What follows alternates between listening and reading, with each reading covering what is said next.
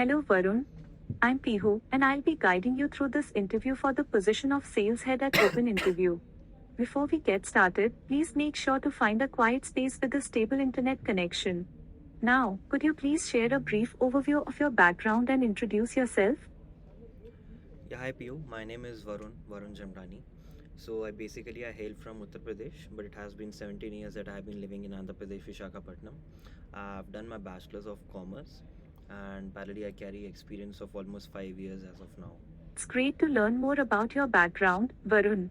However, I noticed a discrepancy in your response. Your resume indicates that you have 7 plus years of experience, but you mentioned 5 years. Could you please clarify the total years of experience you have in sales roles? So I carry an experience of 5 years. I guess there might be a slight misunderstanding on that part because I started working in March 2019. Thank you for the clarification, Varun. Your resume indicates that you have worked at HDFC Bank from March 2019 to May 2022. Could you provide more details about your responsibilities and achievements during your time at HDFC Bank? Yes, definitely. So in HDFC was my very first organization. So I started my journey from there itself, and it was actually a startup segment that I dealt with. It was into merchant success and acquisition. So apparently, when we started working on this, so we had a first initial role was to help in merchant success, that in terms of his service. So I used to handle a lot of voice processes and non-voice processes as well. Followed by that, I was actually among the youngest employees on the floor. And initially, as it was a startup segment post division of the two states, Telangana and Andhra Pradesh, I was initially among the first six people on the core team. Later on, I was, after in 1.5 years, I was handling a team of 8 people, and I was promoted as an acting supervisor over there. Thank you for sharing your experience at HDFC Bank, Varun. Could you elaborate on how you demonstrated high level negotiation and influencing capabilities in your role as outlined in the job description? Right. So basically, we used to deal with a lot of B2B and B2C customers. So we used to deal our product that was the POS machine. That is nothing but your swiping machine, through which generally merchants use it to take payments. Right. So we used to have a negotiation on the MDR part, which is called as the merchant discount rate. So we apparently had few charges implied by government, and that was the maximum slab a particular bank could charge to their customers or their merchants. So we used to actually work on negotiate on the MDR part depending on the business volume that they have done in past 2 quarters or the complete year. And we used to go for our competitor market, and we used to break those particular markets by giving them a better MDR rate offered as per the industry standards. So that is what we used to do. Thank you for sharing that, Varun. Could you also provide an example of a time when you identified new business opportunities through market research and client engagement initiatives in your previous roles? Yes, definitely. Speaking about my last organization, Graphy, which is a product by an academy. So it was a B2B segment that we were dealing with. We used to deal with organization and creators on a very high level. So initially, speaking about this, so the new business opportunities was first is the referral game, because the affiliate business gives you a lot of conversion.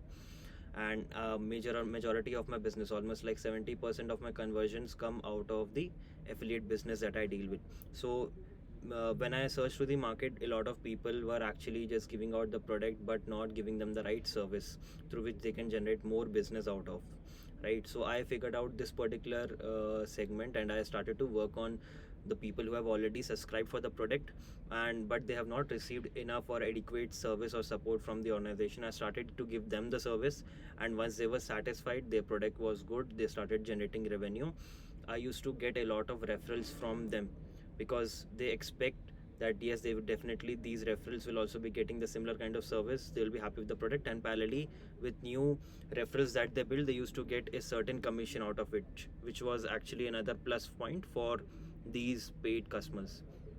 So that is what I figured out. Thank you for sharing that, Varun. Could you elaborate on how you utilized your skills in strategic planning to achieve business growth and revenue targets in your previous roles? Yes, so strategic planning is something that is definitely required in sales. So I used to plan my complete uh, 3 months on a single go. Like month on month, I used to plan for the next 2 months as well. So let's say I'm working on, like, the first month I used to work on leads. So the average conversion comes out to a certain level depending on the kind of market that you're dealing with. So I used to plan my month.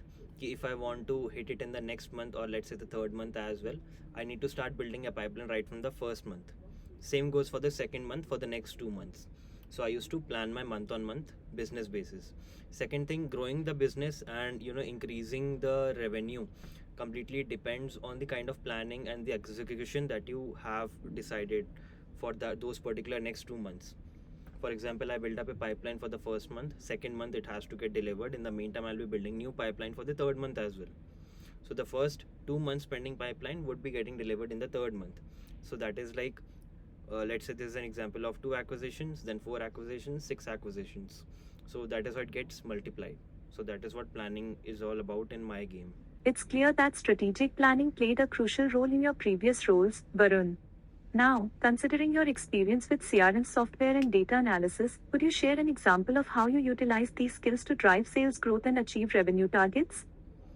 Yes, so like almost working from 5 years now, I have worked on 4 to 5 set of different CRMs. So CRMs are basically customer relationship managing softwares. So these usually help us to manage our leads, and the leads which are actually in our bucket, or let's say in the team's bucket, right? So let's say the CRM, what I utilize is mostly to figure out those leads which are not touched, or let's say these leads which have not been worked adequately on, right? And also to understand what is the maximum conversion on the lead sets. I used to usually focus on the UTM campaigns, the UTM sources, and what exactly is my lead source, and what exactly on floor are the highest converting leads. So this is the data that I used to actually manage on. And working on the data analysis part, we used to export all of this data on the Excel files, and we used to jot down all the data so that we can understand what exactly is going on in our lead bucket, how well have we optimized, and how optimally we have used our lead sets, so that most of our operational costing or the marketing cost is not going into vain. Thank you for sharing your experience, Varun. It's clear that you have a good understanding of CRM software and data analysis. Can you please elaborate on how you have utilized MS Excel in your previous roles to drive sales growth and achieve revenue targets?